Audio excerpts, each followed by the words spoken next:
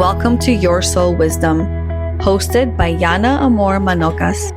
In each episode, we invite you on a transformative journey delving into the profound mysteries and wisdom of the soul. Join us as we explore a wide array of spiritual topics and sacred practices that nurture and heal the soul, from reincarnation and soul contracts to the enigmatic experiences of womb alchemy and astral travel. Our discussions are designed to enlighten, inspire, and deepen your understanding of your own soul's journey. With Your Soul Wisdom, nothing is off limits.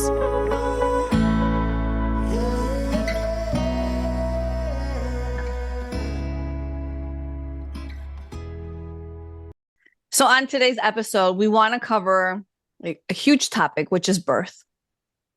And it's not just a physical birth, right? It's a spiritual birth, right? It's an event that symbolizes the beginning of a soul's journey into the physical world. And, while there is debate on how early on the soul actually embodies the fetus, that's up for discussion. But this is the beginning of everything. And I remember when I found out that I was pregnant with my daughter, all of a sudden, out of nowhere, never thought about this in my life, I thought to myself, oh, I'm going to have a home birth because I want to give her the most natural way to come into the earth and just all the beauty and glory and whatever.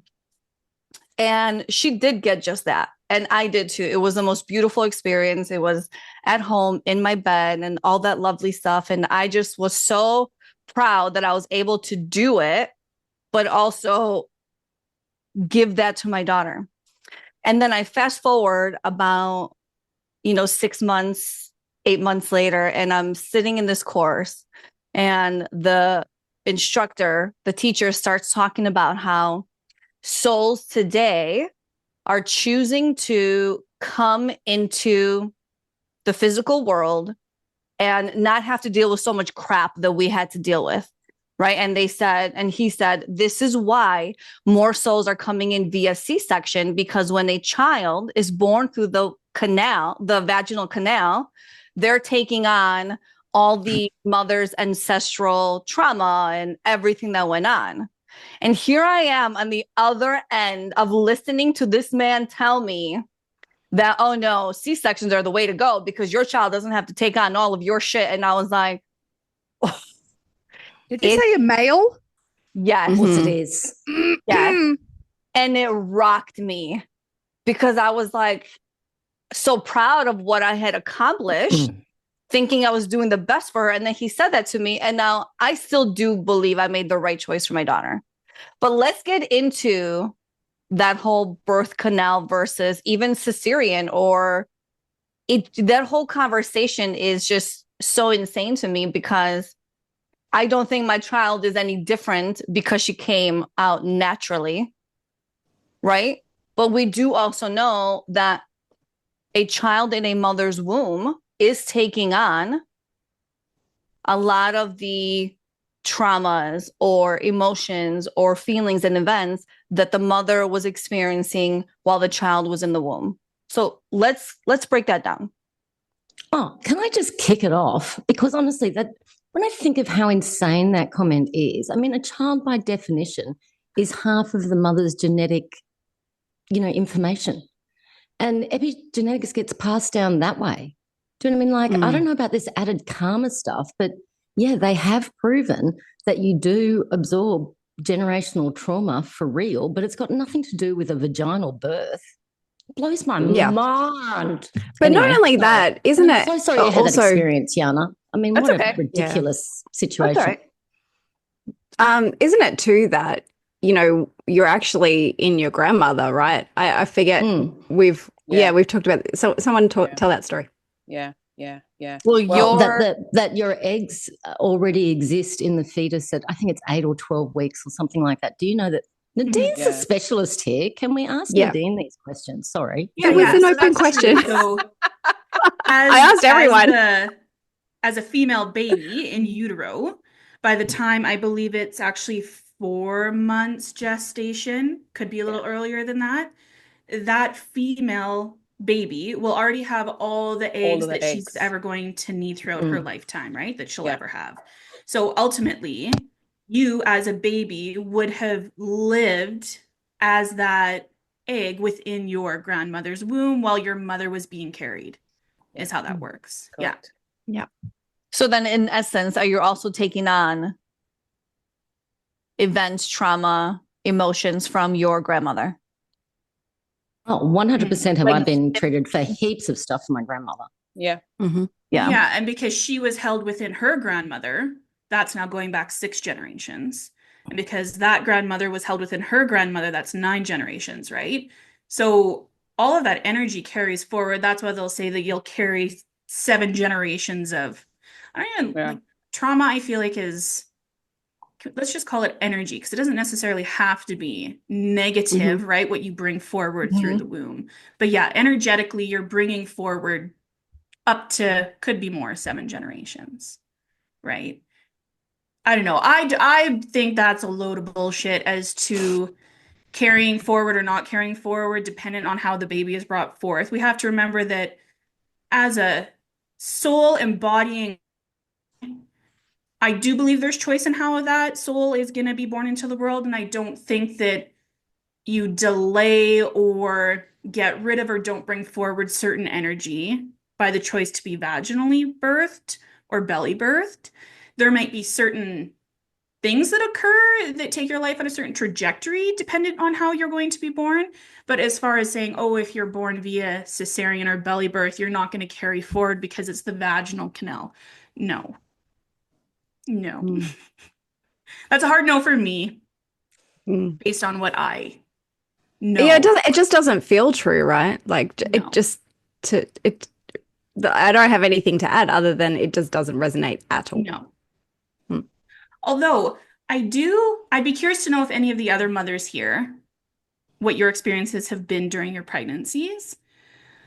But I genuinely believe that the soul, of course, is transient until the actual time of birth, and it's up to them when they decide to actually land in the physical body. And I know with my first child, she was not in her body until just before she was born. My son, completely different. He landed in his body. He was there for a while, and I just know that from physical sensations and everything else. But if the mother herself is dealing with a lot during her pregnancy, because pregnancy brings up so much for women, right? If you're not dealing with something, trust me, it's going to come up in your pregnancies. Whether you choose to deal with it is a different story. And I really struggled in my first pregnancy. Admittedly, it was pretty awful emotionally for me. My daughter was very consciously conceived. She was wanted. It was wonderful. It was amazing. But that little girl did not come into her physical body until she absolutely had to. And I had a really amazing experience in my birth with her. And I actually think being in the moment and looking back on it, I physically traveled. I had to go and get her. And then I brought her back. She landed and finally she was born. So I don't know if anyone else has had the experience of knowing when their baby's soul did or didn't enter into the body or what that was maybe like for you. But for me, it was probably one of the most phenomenal experiences I've ever had. So I do believe that you choose when you come into the body. I don't think you necessarily can dictate what comes through dependent on how you're birthed. Can I just ask a quick question before you guys answer it with the birth stuff? If you don't have a soul while you're in utero, then what is your consciousness? Because You I've have a definitely soul. had. Your soul's just not landed in the body. So, like in treatments, when I would have original occurrences that would come up at 3 months in utero, is my soul in my body at that stage, or is it like I don't understand? I don't understand what's there if it's not there. What I understand is that what from what I know or what I've learned is that usually it's optimal if the soul is anchored in the body at least 3 months before birth, because then it can blend and mesh all the electrical wiring. Everything gets all the circuits and everything. They all begin to connect and work, and so the soul gets anchored into the body. However, I am very much aware of the soul going and coming and going and coming and going and coming. Yeah, So it's transient, right? yeah, correct. Yeah. So to answer your question, Rachel, it just means that at that point in time where they're going back to, say, 3 months in utero, means that your soul would have been in the body. Okay. At that moment. It may have left shortly afterwards, or even may have just come in just before that.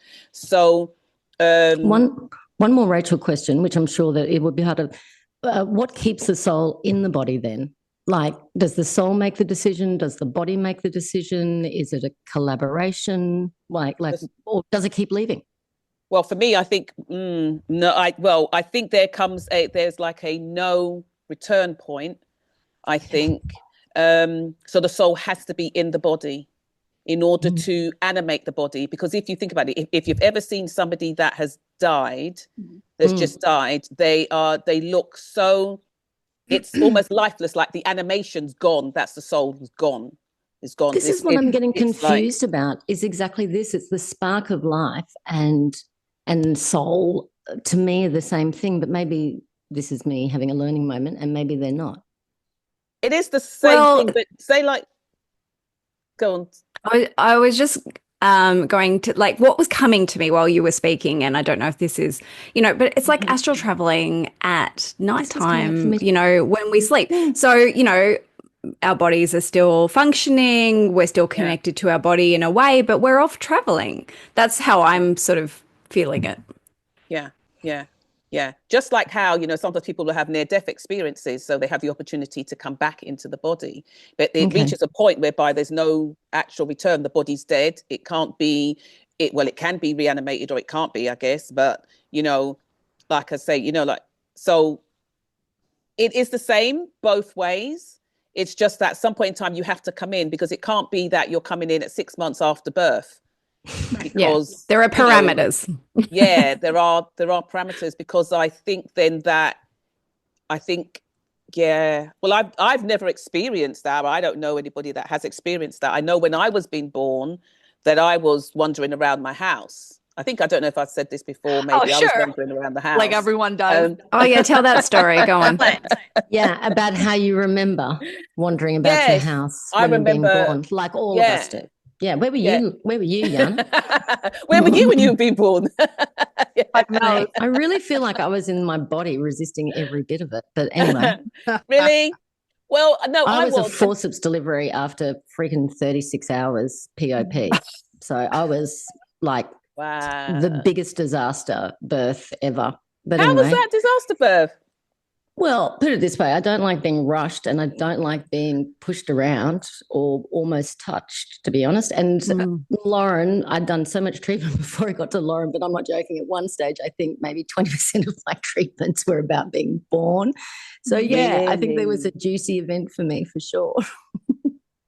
Well, you see, I always wondered, I don't know if we had this, I've always wondered about, I've always thought that how we're born is kind of like how we are in life. And I see that more so with my three, because they were all born in 3 different ways and 3 different personalities based on how they were born.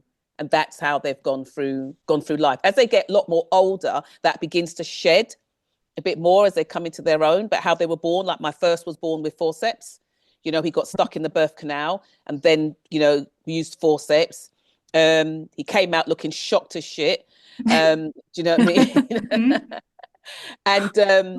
And he was like, as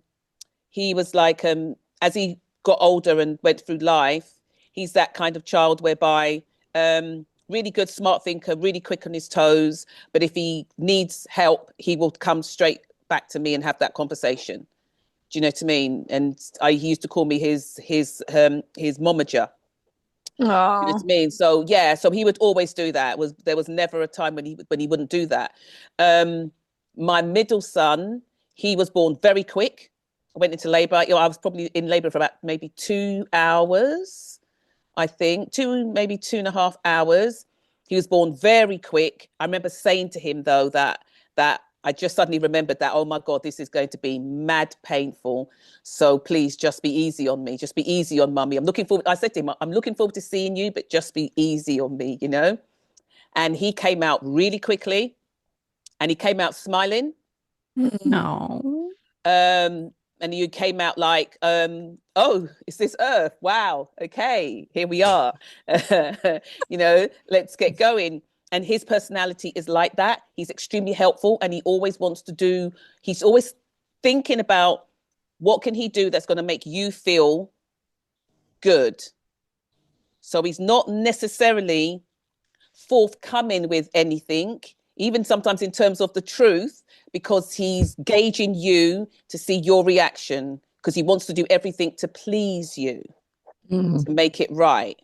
And so sometimes I feel guilty about what I said to him, because I think that might have changed the course of things for him. I really do. And my daughter, she was trouble. Capital T. She was, oh my God, hours, like my first one, hours in labor. They then had to go in and get blood from the top of her head to see if she had enough oxygen in order to be able to go through labor. Because they were on the cusp of making a decision of cesarean, or if she had enough to go through an actual vaginal birth. And then they were just making that decision, and I just said, I need to push. And plus she'd also passed meconium, so there was that issue about that as well. And I don't know what that is. Sorry. Oh, that's when the baby poos in utero. Yeah. Okay. Yeah. And that can obviously affect, they can have chest respiratory issues and things like that. And so we had like 3 doctors, all that kind of stuff in the room. They brought in the whole big chamber, resuscitation chamber, all of that. And when she came out, like I said, they looked at her, everybody left the room. I was like, oh my God, she's dead. Tell me what's wrong with my baby. What's wrong with the baby? And like, nobody was saying anything. And I said, I've had 2. Just tell me what's wrong with my baby. And they brought her back to me. There was absolutely nothing wrong with her. Lady May came out like, all these people for me. Oh my goodness. And so said, so done. That's her life.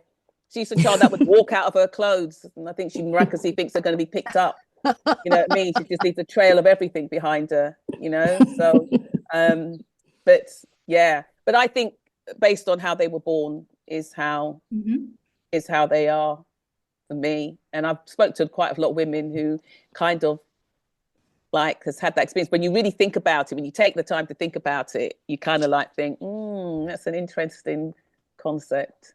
Yeah, absolutely. And my son was born preterm, and he's always in a rush, and he always wakes up early. Like, it's just, you know, but I felt bad about that too, because, you know, what you said, Amanda, about feeling bad about something, you know, my mum had an emergency brain surgery. She had an aneurysm. And so she was in hospital, and I was 8 months pregnant. And like the first thought that I had was, oh my God, my child is not going to meet their grandmother. And this was my first child. And he just went, okay, let's evacuate. And he just started the process. And I didn't realize I was in labor. Geez, I can't talk today. For a few hours, because I just had back pain. So a lot of people don't know early labor, it's all in your back. And I'm like, hold on, I think this back pain is regular. And so I went, oh, it's 3 minutes apart. Oh, maybe I'm just going to call the hospital and see what's going on here. So he like 10 hours, I think, and he was out and, you know, ready to go. Fortunately, he only spent a few weeks in hospital, you know, and there were, you know, minor things to deal with. But yeah, it's like, well, he listens to his mum. That's true, for now anyway. And he's always early, and he's always in a rush. So yeah, it's definitely. My daughter just didn't want to come out. It was about 22 hours of labor. Can never get her out of bed, man. Dragging her by her feet. Tell you what, I've had an insight, maybe not so much into the kind of person I am, but what my mother was experiencing when I was born. And I've never thought about that. And the words coming up is, I'm not ready. Mm. Mm. Wow. So anyway, one of you ladies can deal with that in some sessions sometime in the future. I can actually speak to that a little bit and my experience that or I now. had with my daughter. Yeah. So as I mentioned, my actual pregnancy with her was not great as far as like the emotional side. A lot of stuff came up for me that I knew about and thought I had dealt with, but wasn't really capable of dealing with at that time, amongst a bunch of other stuff that was going on.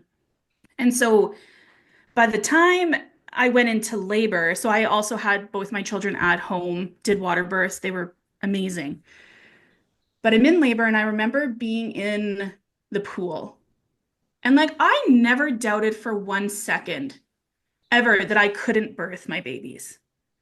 I just knew that I was meant to have my babies at home, that everything would be fine, that there wouldn't be issues. Like it just wasn't a thing for me. And so my water broke early in the morning at about 4 a.m. And the midwife finally came around noon, and I was laboring in the pool. And all of a sudden, she says to me, okay, after your next contraction, we're gonna get out of the pool. And I like kind of come to and I look at her and I go, absolutely fucking not. I'm like, you want to give me an episiotomy, don't you? And she didn't say a word because at this point I had already been crowning. I crowned for 45 minutes with my daughter. So meaning that I was like fully effaced, fully dilated. She was already out of my body, ready to go. But it was 45 minutes just sitting there. And I'd fallen asleep in that time. And I remember just feeling the top of her head and being kind of wrinkly and just like touching her hair. And she's like, no, no, no, everything's fine. So then she gave me about another 15 minutes. And during that time, I was gone. I was not there. And I remember my husband just saying to me, Dean, Dean. And I'm like, what? And I open my eyes and he lifts the blind and he says, look, God's making it rain for you. Mm. Because the rain is my absolute favorite weather. And I had no idea that we were actually experiencing a flash flood. And the reason why the second midwife wasn't there is because she physically couldn't get to our house. There was just so much water. And inside my body, I literally, it was almost like being in the eye of a storm, right? Where all of this is like happening around you. And I realized at this point that I was in transition, right? So, like, I'm just this still point. And my body is just like trying to regulate itself, ready to just allow this to happen.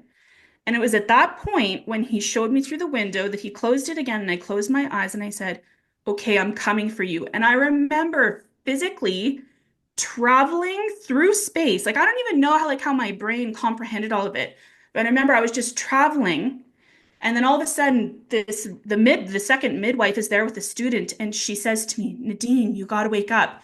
And so like open my eyes and she looks at me and she says, okay, you got to push really hard. And I said, I have been pushing hard. And I remember being so annoyed in that moment. And she goes, no, no, no, this time you're just going to push really hard. And she looks at me, she goes, you can do it. And then the student midwife just looks at me because I turned to her and she goes, oh, Nadine, she goes, you can do it. And then my primary midwife looked at me and she says, you can do it. And my husband was behind me. He goes, Nadine, you can do it. Because I knew she was with me finally. And I just like this big roar came up out of my body.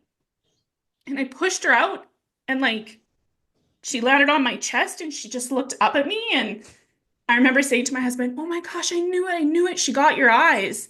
And they just kind of they were rubbing her. Her Apgar wasn't great when she initially came out. She recovered really quickly though, and everything was fine. But it was just this moment of all of these women in this room and my husband behind me just saying, you can do it. And literally it was just like my body was like, okay. And I don't even remember really pushing, and she just landed on me. And it was the most incredible experienced I must have been dissociated because I don't even think I was in my own body, right? But this idea of like, what is your mother going through? What did she experience through her pregnancy? What brought her to that moment in labor where it's like, is it actually you, the baby, taking forever to come out, or is it a moment of her own resistance or fear or something happening for her? Yeah, Does she was have a to go collect combination. you from the stars Yeah. and bring you into your body so that you can like join her Earth side? Like, I don't know, but that was my experience, and it was really incredible. And then with my son, it was almost the complete opposite. He was there, he was with me. It was a beautiful pregnancy. And when it was time for him to be born, he came so fast. I didn't even have to push with him. I had, what is it called? I can't remember the term, where your body just pushes on its own. Oh my And I remember goodness. my mom, Where like, was she's that when I was Oh, I know. giving birth? oh, sorry, it's called the fetal ejection reflex. So it's a real thing where it's like your body, you aren't pushing, your body is just doing it for you. And I just remember saying, I was like, can I turn over? Because she had me on all fours just to trying to get him to shift a little bit. And she's like, of course you can. And I just rolled over and I'm like, and this baby just pushed himself out of me, landed on my chest. It was really incredible. But it's like from the experience of one where it's like I physically couldn't get her to come because I just wasn't there, to the next one where it's like, doesn't matter if you're ready or not. Like my body was just doing it for me. He was doing it for me. So it was very interesting when you think about it from the perspective of the baby versus, the perspective or experience of the mother. And yeah, I really believe that everybody needs to be ready and in alignment for birth to really occur. But Is it possible, not to put a dampener on things, I just want to say, is it possible that, in a sense, going back to Rachel's question, that if the soul is not in the body at the moment of birth, then, and it is birthed into this atmosphere 3D, then it actually comes out as a stillbirth, as a stillborn? I was wondering that. I would think potentially, but also think about at the time of birth how many babies sometimes really need that resuscitation, right? And then everything is fine. And resuscitate over like a period of time, it's not always immediate, right? So I think it just depends. But when But we is talk it, about but stillbirth, is it, often the baby is already gone is got prior to actually being birth, birthed. birthed, okay. Mhm. Because, oh, I see. Because I was thinking that sometimes even with the resuscitation, could that be because of how late the soul has actually joined the body, joined and Could meshed be. with the body, and so it does come out that in that kind of way, because everything is still connecting and fusing, Mhm. you know. And so, That also now brings up the question of, there are children who pass away hours after being born, days after being born. And so what is that about? Did the soul really go, oh, no, no, no, no, no, I can't be. Now, obviously, we know that there's a lesson in that for everybody, right? We Mhm. all also experience as the parent or the adult, we experience the loss of a child. But I wonder what's happening with that soul in that moment. And perhaps, there's this conversation recently where, they're saying higher frequency souls are trying to come in to help raise the earth's vibration. And so I wonder if a part of that actually is that they come in, but they just can't hold the energy. the energy, yeah. I've had experience of that with like quite a lot of people actually, whereby the such a high frequency soul that it can't mesh with the body. Especially, I would have said high frequency souls that have probably never really been in the body before, or a race of beings that have never really incarnated before, and so they're trying it this time round to come in, and so they tend to struggle. This 3D, this density of this body and everything that goes with it is a real struggle. It's not even a frequency to hold. It's something that you have to. Oh, it's a toughie. It's a Endure. real, yeah. It's a real tough one. Um, Highly. I knew someone who was having a difficult time with their pregnancy, and I was concerned about it at the time. I was speaking to Kylie about it, and Kylie, being Kylie, is like, "Yeah, I can see the baby. It's a girl." And you, how about you go into meditation and you go and have a chat? Like, reassure them it'll be okay. You'll be here on the planet. You'll look out for them, all those things. So that's what I did. And I went into meditation. I had, reassured this soul that it would be okay, that I would be here, that I would support it, and that, there was so much love to be found here. And everything did work out. So that's something that anyone can do, really, is go for a little journey, and speak to the soul before it arrives. And that's what I had to do with my first kid. I remember sitting there, okay, in her room before she was born, and my doctor's threatening to induce me. And I'm like, okay, how long do I have? And he's like, we're going to have an appointment tomorrow. So I sat in my freaking rocking chair and I'm like, listen, Missy, we're going to do this. We're going to do this. And she was like, I'm scared. And I'm like, let's go. Like, we're not doing it, right? No joke. 3 hours later, I'm calling my neighbor. I don't know, but I think he need to drive me to the hospital. And so I get to the hospital, and it's funny. So my birth stories are pretty interesting because Mirko, just by the way, at this stage, because you're sounding like a single mother. Why is your neighbour taking you to the hospital? My husband had a very small part in this, Rachel. Just very small part. It was entirely his pleasure. I get that. Let's just say he had more packed in his bag for that couch at the hospital than I did. Okay? He had his freaking earplugs, his sound machine, bitch, right? So anyway, he was fine during all this, trust me. But anyway, so he's at work and I'm like, neighbor, call me. And she's going over train tracks and I'm about to deliver a baby in the car. And I'm like, no. So anyway, so that was my first one. My second one, I had a really interesting experience. So I was teaching at a spiritualist church, like a circle, like a psychic circle. And I was about 6 months pregnant. I knew that something was trying to take over the baby. I knew it. And I'm like, wow, this child is going to leave and abort if I don't intervene energetically at this point. So I remember abruptly leaving that circle. I said, someone else take over. I've got to go home. I had to remove myself. And I had to do work for about a week to detach the new spirit that wanted to come through. And it was awful. It was an awful, and I thought I was going to, like, I was cramping. I thought I was going to lose the middle child. But so it's interesting because at that point she was not in. None of mine were in, and the last one was, but they were all not in until the birthing. So my middle kid, she was out there, and we had to I had to reinforce her. I had to reinforce my aura to not have things switch out. I'm like, no, we're not doing this. Like, what the hell is this? We're not doing this, right? Yeah. And then, but meanwhile, I am kind of. So, has anyone had a home birth and then had one in the hospital? Because I did not have it. My doctor was a male.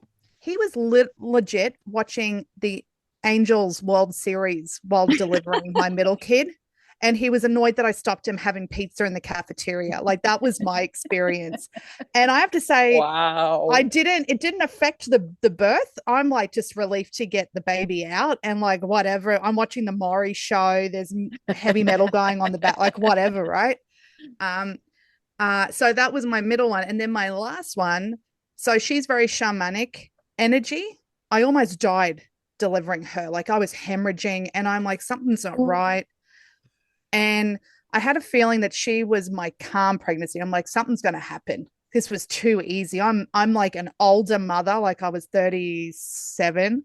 I was a geriatric mother. They're like, oh, be careful. You're old. Right? I'm like, whatever. And then I'm like, something's not right. And then the nurse is yelling at me like, you're bleeding out. And I'm like, oh, well, she uses language like that? Oh yeah, she got pissed at me. She was, and so Marco's intervening like, no, just so they were like sticking suppositories, and I'm like, I don't know where the baby is. I think I'm dying. And Marco's going pale. He's like, oh my god, don't you dare, because there's 3 of them now, and so we live to tell the tale. But my youngest is a completely different kid, but the bleeding out was clearing out that trauma. It was clearing out stored trauma, and I'm thankful for it, almost having that, dying, but whatever, it cleared it out. So thanks. Okay. Only Kylie could tell that story and go, yeah, whatever. So totally. So Kylie, I was comfortable. You said that the blood coming out was a clearing out of that traumatic experience. It was just like a whole line of that generational trauma was just symbolically coming out in that hemorrhaging. Okay, then, a little bit of a trigger warning, but then would you attribute that same thing to like a miscarriage? Or do you think that was your unique experience? I think it was my unique experience because I didn't have any emotion attached to it. It was more of I've done the work, and now whatever is stored within my physical body is now releasing itself. And I know that sounds horrific, but for me, I'm like, that was a day. Like, that was just an everyday thing because I did the work. Yeah. My body's just releasing it now. So it was very, detached in a And way. your third child was shamanic, you Yes. said. So it's like that healing energy was held, like almost held that space, even though you were holding the space. Exactly. And she has such interesting personality and characteristics, like none other that I've seen. I knew that she was a higher energy. I also knew that I was not to have any more children after her because my body couldn't handle it because I'd already held her high energy. There was no way I could hold another one like that. Wow. So yeah, that was incredible. That last anyway. Sorry, Kylie. No, that's fine. To go back to the miscarriage thing, and I get it that it's a sticky subject, but I've always thought on the outside that, miscarriages for babies could actually be like a beautiful sort of karmic experience, as in, they are loved, wanted, nurtured for as long as they're here. And what I always try to direct mothers to who are experiencing this is that it's the baby making those choices, not her. Because if she was making the choices, they are not the choices that would be happening, kind of thing. So I don't know what you guys think about that concept of, like, it's a very short life, but in a way, it's also a very blessed life. But is that also kind of an agreement, if you will, an experience that both mother and baby signed up to experience? Yeah, maybe. I don't know. I would say, like, to a degree, probably yes. And I know we've actually talked about this before in a previous episode, but the idea of like exit points came up where like soul, once it's in a body, has certain exit points along the way that can present themselves where, right, okay. Correct. So being a baby in utero, and as Amanda had mentioned, as far as like the actual frequency of the soul coming in, and the fact that we do have these physical bodies, and that maybe certain physical bodies aren't actually capable of holding that frequency. And so does that then mean that that body has served its purpose and now this is an exit point, and so that results in a miscarriage or, God forbid, like a stillborn, like any type of loss? It doesn't matter at what point. But again, then is that agreed upon between all involved that this is an experience that they're going to have regardless? Like, I don't know. I think there's a couple of different ways that you could actually view that. And who's to say? I don't know. I wouldn't say conclusively it is one thing or another. There's certainly big experiences, though, aren't they? I think it's quite, well, it is tragic, but I think it's that in order to play this game, that these are the things that we would set ourselves up for, and think that that's okay, that we experience that. Or, I know very often I've said to people that, sometimes when I've read them or whatever, that was the agreement, that the soul was coming in. It wasn't coming in to stay. It was going to go. And this is the agreement between you guys, that you're going to experience this loss. And, and all the baby wanted, like, as you said, Rachel, once again, that, experiences that nurturing, that loving for that moment, and then it goes. But it's providing that experience or that lesson for the mother. But I'm in a place in my life now whereby I think that is such a, I don't know, I just think it's just bullshit. Horrific. Yeah, I just Look, I get that it's bullshit too, really. But at the same time, and I've been through this experience with so many women, it's awful. I would never, ever wish it on anyone, ever, under any circumstances. Yeah. But there is some weird, exquisite sweetness, minuscule drop that sometimes can just change people's lives and perspectives. And it is an experience that obviously no one could ever be grateful for. 100%. Literally like that. But they're extreme experiences. But sometimes, you know, there's real clarity and assurance that comes out of it. It's, as I said, I'd never wish it on anyone, but like everything, it's just not all bad. Yeah, but I wonder. I just think no, it's not all bad. But I'm just saying that's the story that we're in. That's the story that humanity's running right now. So that's the game that's been played. Yeah, and I just it's just I just think that there's a lot of things right now that I just think that just are incredibly. I do have a question for Amanda, because I know how you feel about the getting off the wheel and I'm not coming back and all of this. But because when I think about okay, if we're talking specifically about miscarriage, but if we're talking about these frequency of spirits that are not spirit, but soul that's coming in, and the higher we're talking about moving into 40, 5D and beyond, the actual frequency is just going to be that much higher. So if there's certain souls that are agreeing to come here because they have, say, maybe work to do to help bring up the consciousness, to help souls move forward, they are going to require a certain type of body. And so if you're here in the 3D and you have this physical body that needs to be filled, and you bring it back to like the actual physicality of it, I've learned recently that it's actually men's sperm and the quality of their sperm that will dictate a lot of the time whether or not a miscarriage occurs. And what we have to remember is that our physical bodies are highly intelligent. And so when things aren't in alignment, or they're not quite right, or it's not going to carry through to fruition in the way that is maybe ideal, your body is naturally going to do what it needs to do in order to take care of that, right? Which might be the result of a miscarriage. So I just think about the aspect of bringing the male into it as well, that like, although the woman is the one experiencing this miscarriage, is this also potentially a wake-up call for a lot of men to be like, if it's a reoccurring thing, right? What are they doing for themselves to be better, to do better, to be able to bring forth these babies and bodies that can actually carry this frequency? Drink some more pineapple juice. Drink pineapple juice. No,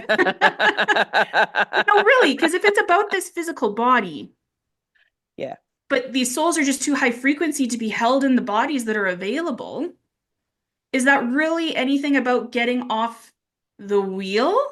Like if you're so high and it's like, you go do your own thing. Like Amanda, the next time you come around, you don't have to come back here. So you just go. But if you're like, shit, I got one more thing I need to do. You're the type of soul, or I would assume maybe many of us are within this realm, that are going to require a body that's capable just so you can come back and do your work.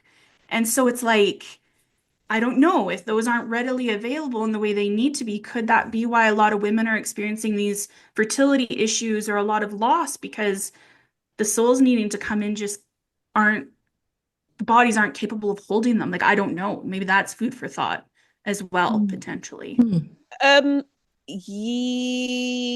Yeah. What I have seen, though, experience is almost as if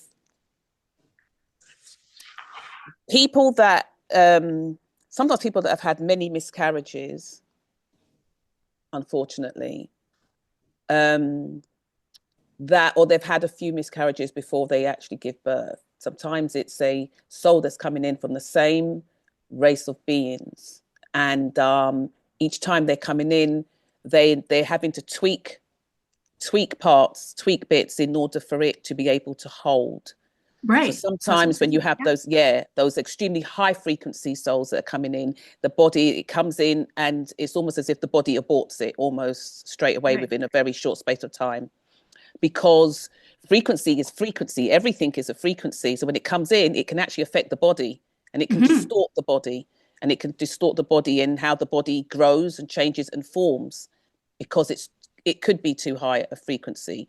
Do I have proof of that? No, it's just my sort of like experience, or being able to read a person's fields, and to know that that's what's happening, because that's what I can see, or that's what I could feel. That's this could come back to when Rachel says, like, why do I have memories of like in utero at 3 months? And it's like, well, yeah, because that soul is allowed to be transient. It needs to come in and test the body. It needs to see how it fits. It needs to form, and it needs to meld and combine. And then it's like, okay, that's real cool. I'm going to pop out now again for a little bit. So could that potentially explain if a miscarriage happens early on or a little bit later, because that soul is trying to alchemate and come in and out, and like, I don't know. And this is all just like making my wheels turn. It's an interesting idea. Yeah.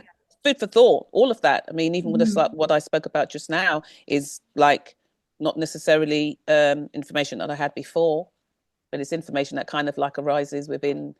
So it happens within these podcasts, that information kind of like comes in, you know what I mean, for now. So yeah, I think all of it's very, very possible. And when you speak about it being to do with like the men's sperm, I don't know if any the quality of it. Anybody watched The Handmaid's Tale? Yes. Right. Okay. So you know that was to do not with the fact that the women couldn't get pregnant. It was to do with the men, that they couldn't. It was to do with the men. So you know, even part of it, they actually explained it by the fact that it was the doctor that was getting most of the women pregnant, because like, you know, when they went in to get when they were going in to get checked and everything like that, to see if they were able to give, he was like raping them. Was that the latest season?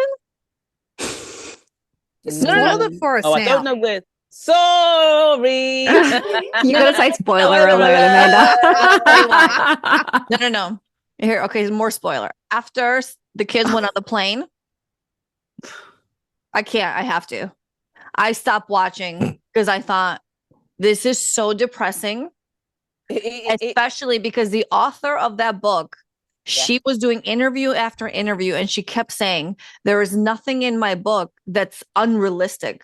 There's nothing in my book that can't actually happen in our life. And I thought, oh, not in my reality. So I stopped watching it because if you just watch one episode, I can't watch anything like that. I don't watch anything scary, stressful, sad. I don't even understand why it exists. Fuck no. Like, no, because you can't. I said fuck no from the ads. Yeah, and so no. But that's interesting. That last bit, I didn't know about it, so it must be from the last. Yeah, that's where it came from. That's why she, because if you realize that it was her husband who actually couldn't have, so that's why when she got pregnant, it wasn't even the husband's baby. It was the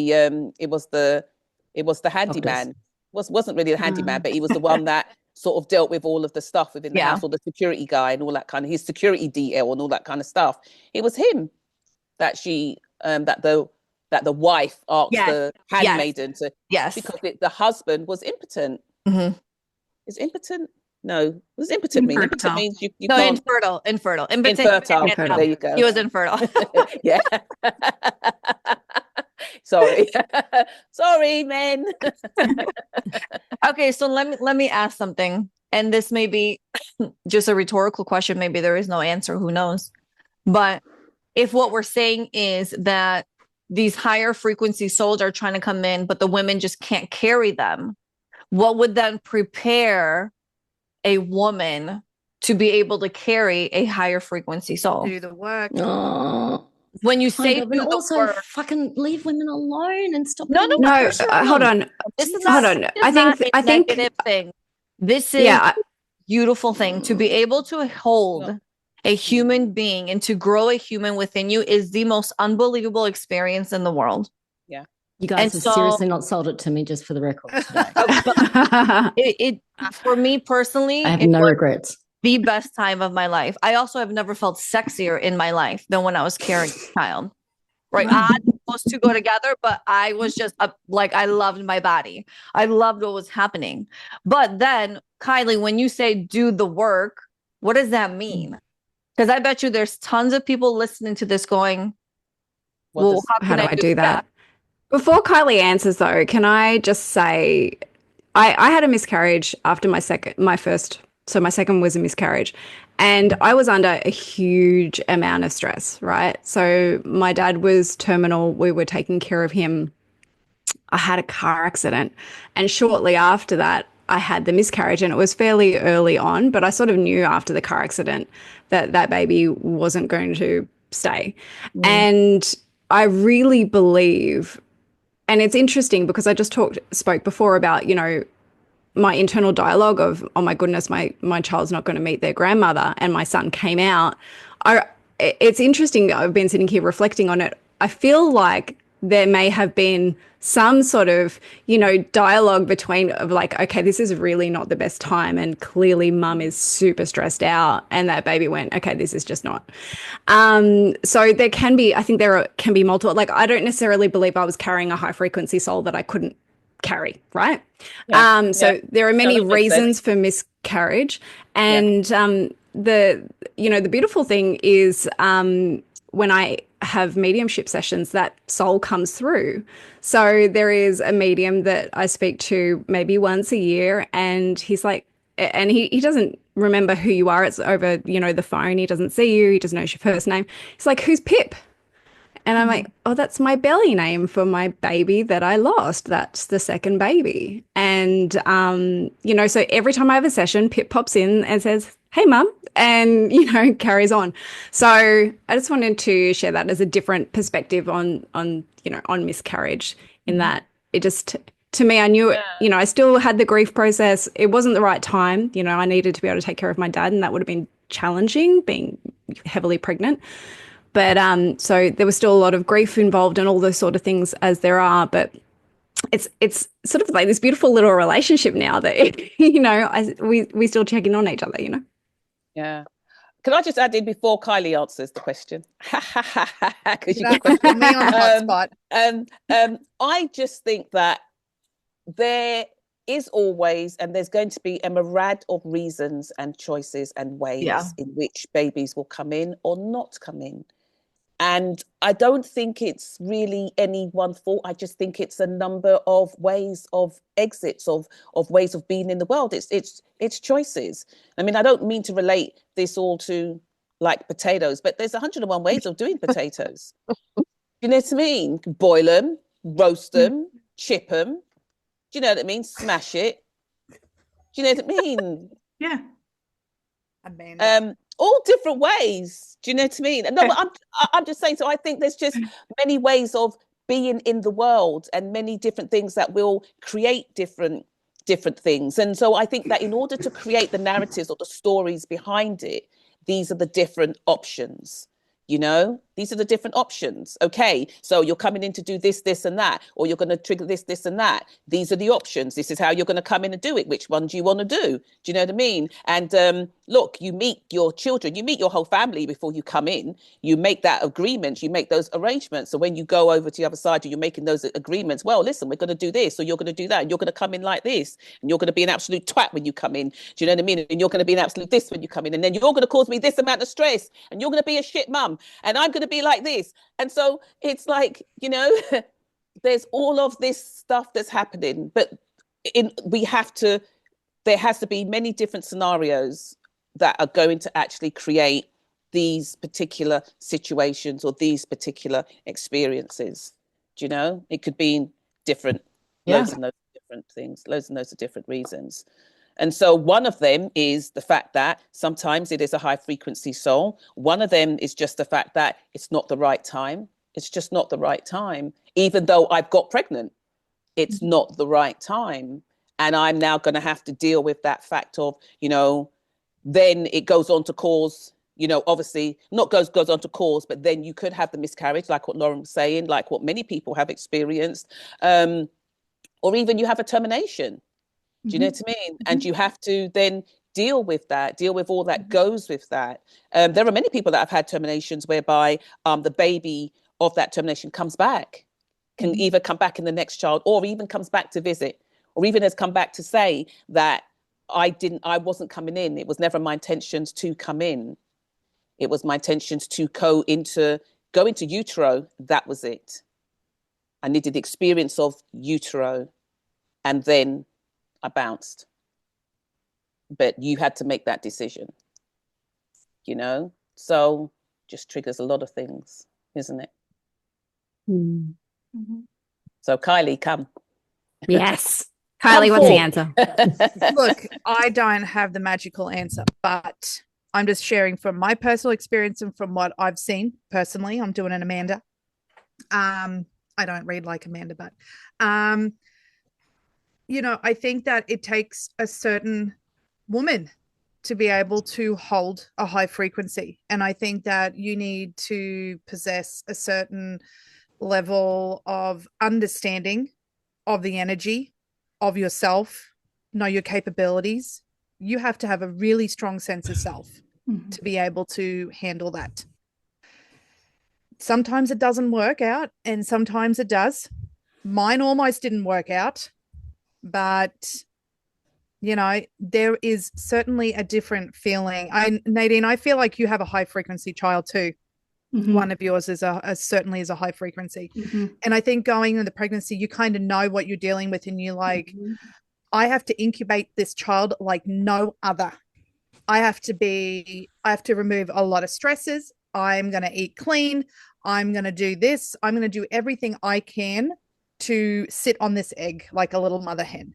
And I think that once you know that and you've made peace with that, and I think that you have high chances of sticking and introducing a new high frequency to the world, if that makes sense. So it's about being a conscious pregnant woman. I don't think you have to be conscious. Conscious. I think, conscious. Yeah, I think you have to just have a strong sense of self. Can I just be bold to say that? Yes, you can. We love it. Yeah, we love boldness. I think you just have to have a strong sense of self. Unwavering, unapologetic, Stand on my head. Yeah, got it. Yeah, and look, I had fertility issues.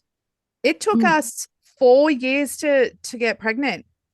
And there was a lot of science. I'm not dismissing science in all of this either. There is a huge play of science in this. I've had, sperm analyzed. I've had horrific procedures done to get to the point where we could naturally, and I don't want to dismiss this because a lot of women need help to conceive. Yeah. And it's a painful process as well as everything else, right? It's an absolutely horrific. And I think I'd have more trauma from that versus almost dying on the delivery table. But that in itself, and then realizing this is energy, and then really committing to the energy and having conversations and be like, I am ready. What the fuck do you want from me, body? Like, and universe, like, we're ready. And then it just happened naturally. And I'm like, fuck, I went through 4 years of absolute torture of needles every, month, and procedures and getting things flushed out, and boom, that was it. So if anything, I also think that fertility is, if science is not, on your side, that is one thing. You've got other options, but sometimes science in with the energy can create miracles. Just saying that. I want to say this because, and this may be controversial, but I've thought this for a long time, because so often you hear of women who have gone through the whole IVF journey, or they'll do that and they've done it for years, and then they'll have a child, and then that child is like 6 months old, and out of nowhere, they naturally get pregnant. Or people who adopt, and as they're in the process of adopting, baby confirmed, like, here's the date, all of a sudden, woman gets pregnant. So could it be, and again, I mean this with all love and grace, but could it be as simple as timing? It wasn't the right time. But we were impatient, and we're like, we got to do X, Y, and Z and try and get. Oh, no. So, look, I'm not going to dismiss timing. I think timing is important as well. However, on a science level, and Nadine may be able to chime in with this a little bit too. My fertility doctor was like, if you're pregnant, you need to go within 3 months of when your child is 3 months old, you need to go again. You need to go because your hormones are at their peak. Yeah. And I think that even adopting, going through the process, IVF or whatnot, it peaks out hormones within a female body. And I think that it just naturally that's how they get pregnant naturally.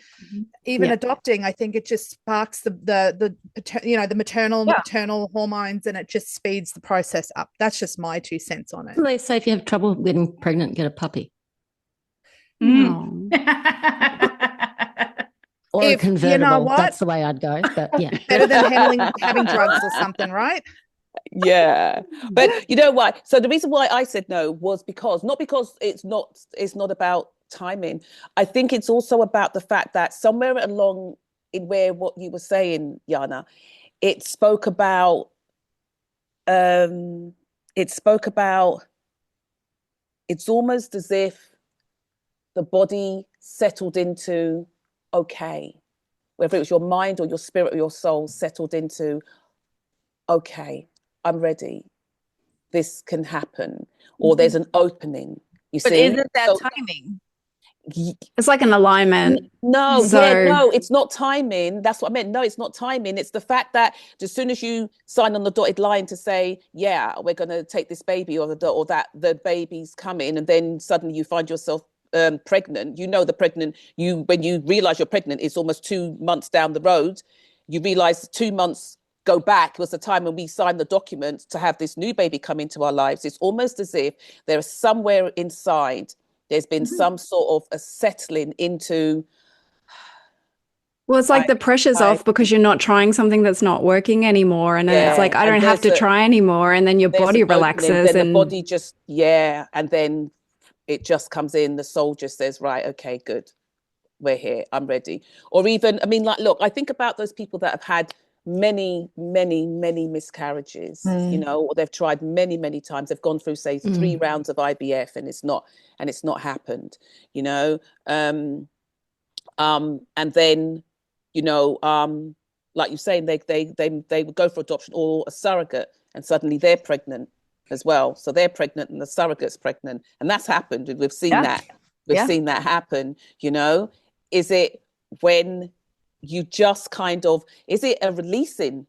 Is it just okay, I'm going to have my baby. This is the way I'm going to have the baby. The baby's coming through. And then suddenly the body just relaxes. Everything just isn't so tight. I have no idea how it works, but something happens. And isn't it interesting though? Because with the hormones, it's like, with manifestation, they say, to think of the thing you want and to feel like you've got it and all those things. But, if it's like, if you do sign on the line and there is an adoption or there is a surrogate or something, it's like, oh, I have my baby.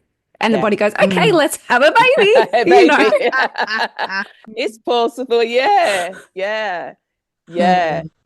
But I know then though, with all of those, because, there are these fertility clinics whereby, that you could go to that use a lot of natural stuff. They'll use hypnosis, acupuncture, all of those types of things, and they have quite a high success rate. And I would say that then that's about preparing the mind, preparing the body, preparing all of it, every facet of you, in order to be able to bring through this child. But I think it must be incredibly just so traumatic to have to go through so much loss, and not everybody comes out of it with a baby. Sometimes people get to a point whereby they just say, okay, that's just us, we're just not going to have a baby, it's just not going to happen. And I just think gratitude. And I just think that that's just like, because I think to myself, is that, well, people might say, well, that was what it was meant to be, but is it? Well, then how comes I didn't know? How comes I've spent so many years trying and going through so much trauma? Why haven't I been able to have? That wasn't my agreement. I've now settled into this. I don't know. This all comes back to like the very beginning when I said that trying to conceive, becoming pregnant, being pregnant, giving birth is an extremely confronting time in a woman or a couple's life or whoever's life, because it's like if you can't look at yourself, if you can't, again, like be conscious of who am I? What do I need to work on? What am I hiding from? All of these things that come up, can't work on yourself and be potentially the best version of you in order for this soul to want to come in and actually live out a lifetime in this 3D world, right? Then I really do feel like that's what it comes back to is not necessarily about like, well, what frequency can you hold and what soul is wanting to come through this, that, or the other. It's really about how much are you willing to do in working on yourself in order to bring this baby through, right? Like, have you seen that recently? It's kind of like a popular thing on social media where like these parents will say, I'd do anything for my child. I would die for my child, but I won't go to therapy, but I won't make life changes. I won't be healthier for myself. Like all of these things where it's like, yeah, you think you want it so bad and that you're capable of holding it and to be able to carry this little person through into their lifetime. But what are you doing to ensure that you're ready, that you're capable, that you can do it to be your healthiest, right? And so I know, I don't know.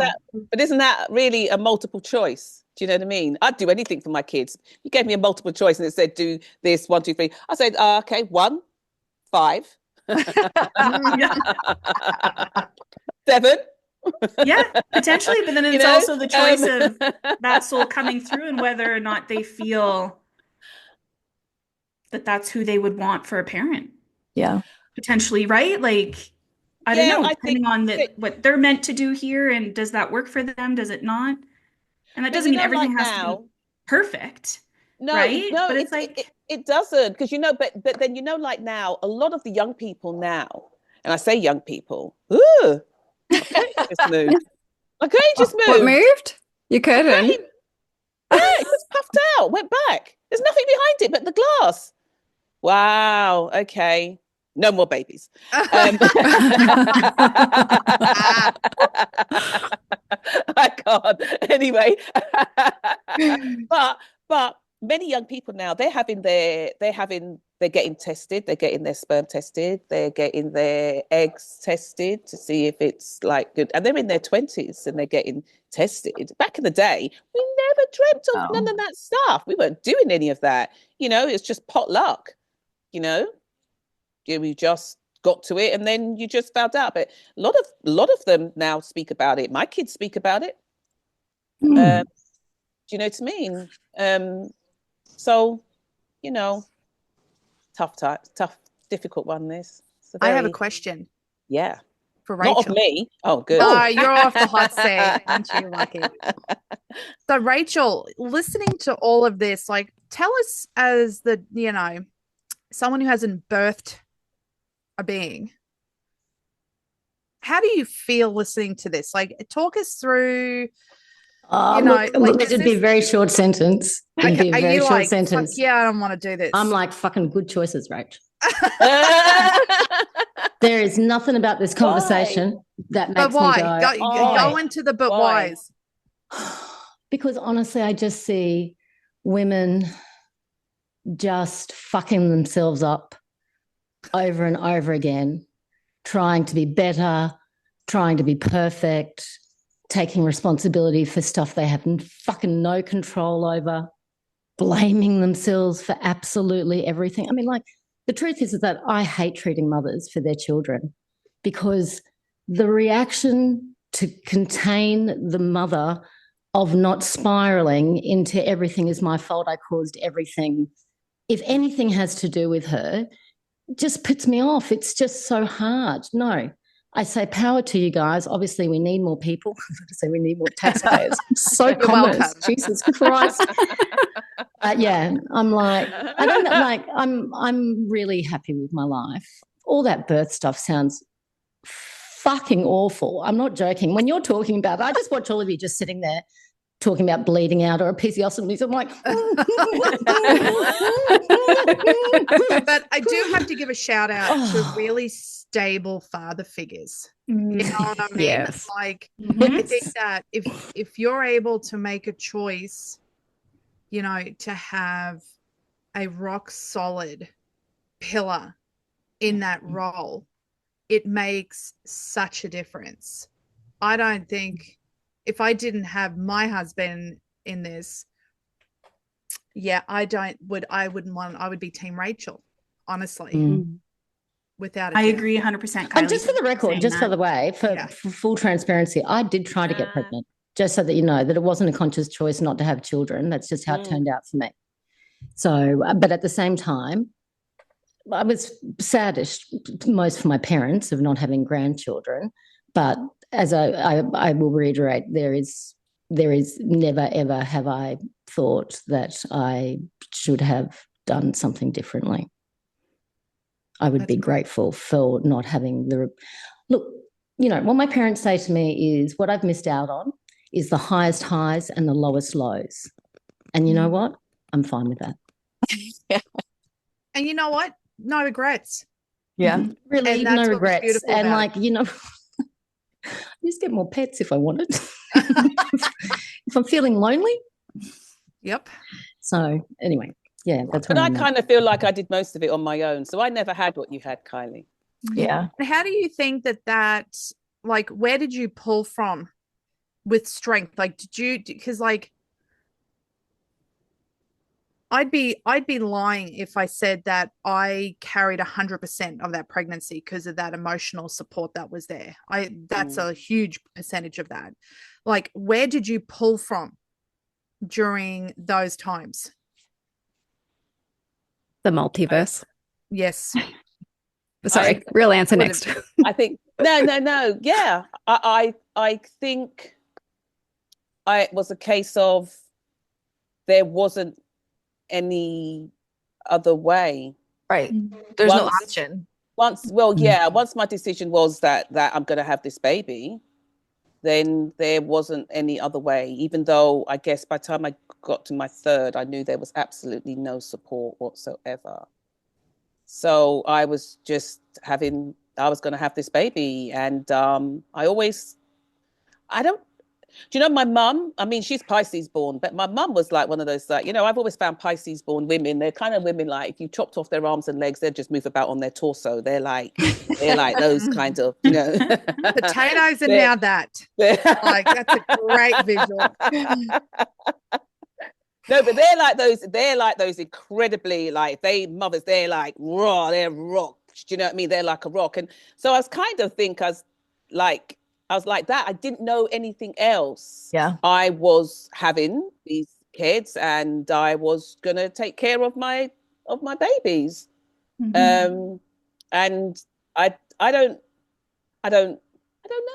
Funny thing, my sister asked me that years ago. Her husband traveled for work, and so she was like on her own. He was away for quite a long time, and she was like had kids, and he kept on putting off coming back because work and all that kind of stuff, and and one time I think she just broke down and she just cried because he called her to say, the work, I've got to stay here, do you mind if I stay here another week, stuff like that. And she just said, you best get on that plane. She goes, well, we're done. He said, we're done. And she was in floods of tears.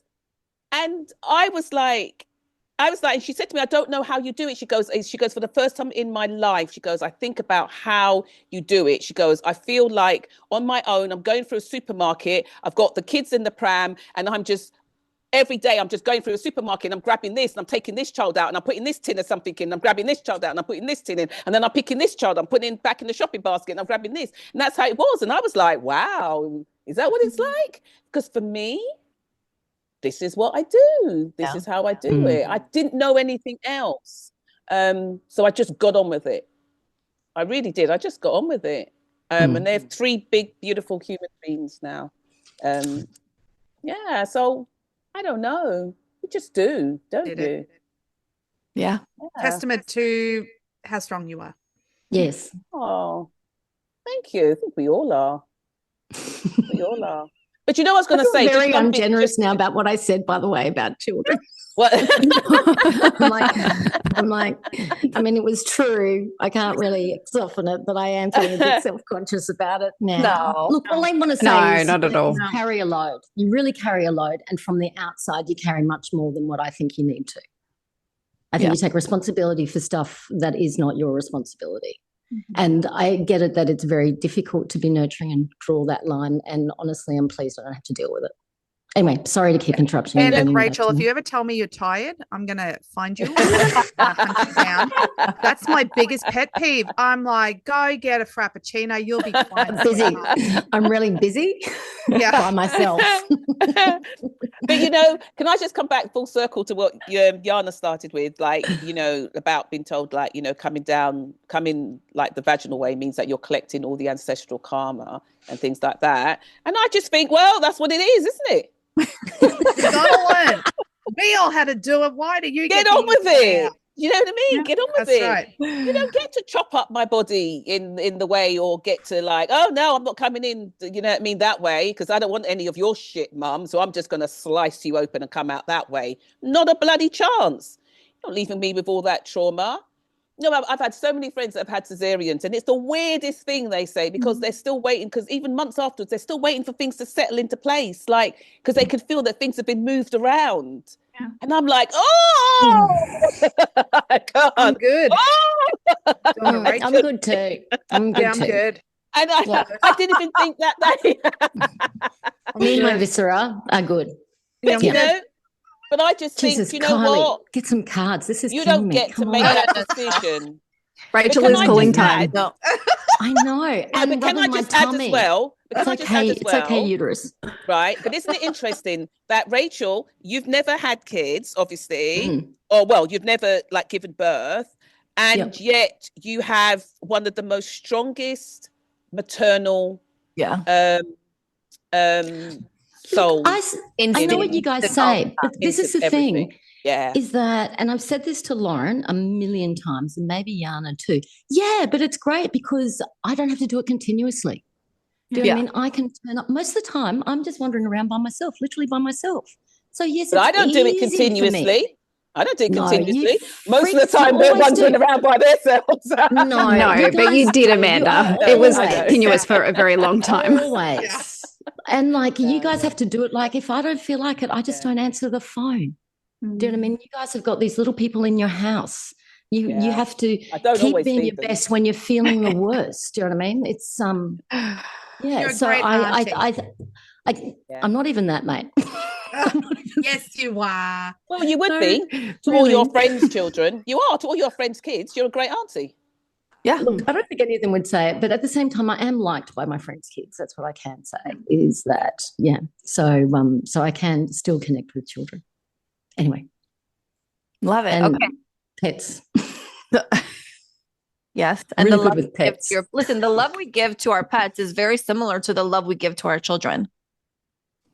Right. So that we don't blame ourselves when our pets act up. Yeah, but listen, you blame yourself. Listen, but you can blame yourself when your business goes down. You can blame yourself when someone we blame men and women. We blame ourselves for things that we should take zero blame for, but we can't help but take it on, and this is a different form of doing it. But except the mother's guilt thing is very strong. I think it's I do think it's a particular flavor. I'm only 3.5 years in. Okay. So I don't have like 10 and 15 or, 25 years worth of mother's guilt yet. So for me, it still doesn't feel bad. But anyway, we're one of them. I'm sorry. Look, the guilt I think is the worst guilt. All these, three is these guys with 3 kids. It's just like zone defense is what I call that. After once you get 3 and up, it's not even parenting. It's, what I'm going to say is that the worst kind of guilt I think it is or is it guilt? I don't know what it is, but it's the parents that stay together when they should really be apart, and those children are being damaged, tortured, damaged, and they think that it's better for kids to be within a family as opposed to a broken family is crazy. The damage that gets done. Yeah. If they think that those kids don't know that you're supposed to be that really and truly, you're better off apart than together, then you're crazy. Yeah. But the damage that I've seen done to children. Yeah. And because parents are too afraid to split up because of the kids.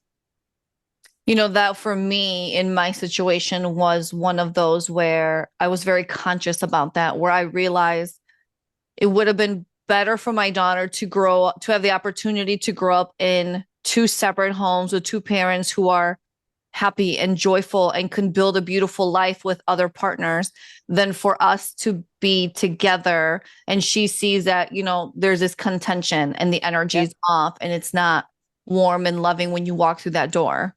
And so that was such a huge part of it. And like, I stand 100% firm. It was the toughest decision for us and a really tough transition, but the best thing for all three of us collectively. Mm. But I'm also a product of divorce. So I've seen what it's like to be in a home where you're very conscious as a child. They should probably not be together, to your point. Yeah. And I didn't want that for her. Yeah. Did I screw her up because of that? I don't know. Maybe. We'll see. But to me, it definitely feels like the right decision. Okay, before we digress more, Lauren has some beautiful words for us. Ooh. Well, so I haven't written anything about birth itself, but birth is a transition, right? Because our spirit never dies, and that's what this is called. This was written after a loss, but I feel it fits in with what we've been speaking about. So, as I sit here, I inhale deeply and I exhale completely and feel everything, all of it. The pain, the tears, the fears, the hope, the joy, the sorrow. Knowing that there may be many and there may not be any more tomorrows. Here in human body, but a spirit in true form. I know as we exit from this life, our body, it is simply a new dawn. But it doesn't feel so simple as I sit here being human. I feel the pain, I cry the tears, and I wish that it weren't so, that you did not leave the planet, that you did not have to go. And it's so strange because I know that you surround me, that your spirit is lighting up the sky and you'll wrap your love around me. But there is something so intense about how my human feels. Our soul does live forever, but the child in me still reels. Grief has cut me to my core, and I know I must surrender. To feel the deepest of sorrow, to be cracked open, to break apart. To cry 1,000 tears, to feel like tomorrow will never start. But tomorrow will surely come, and the sun will rise again. There will be a new day, and the earth will still spin. And I will be tested because I have to find a way to get back up and carry on, to honour each new day. So my heart may feel heavy and like it will always be in two. But the wound that heals it whole again carries the love you had in you. I know one day I will see you again, but until that dawn arrives, I will carry your spirit in my heart, for our spirit never dies. Thank you, Lauren. That was beautiful. Thank you, Lauren. Kylie. How do I follow it? After that. Okay.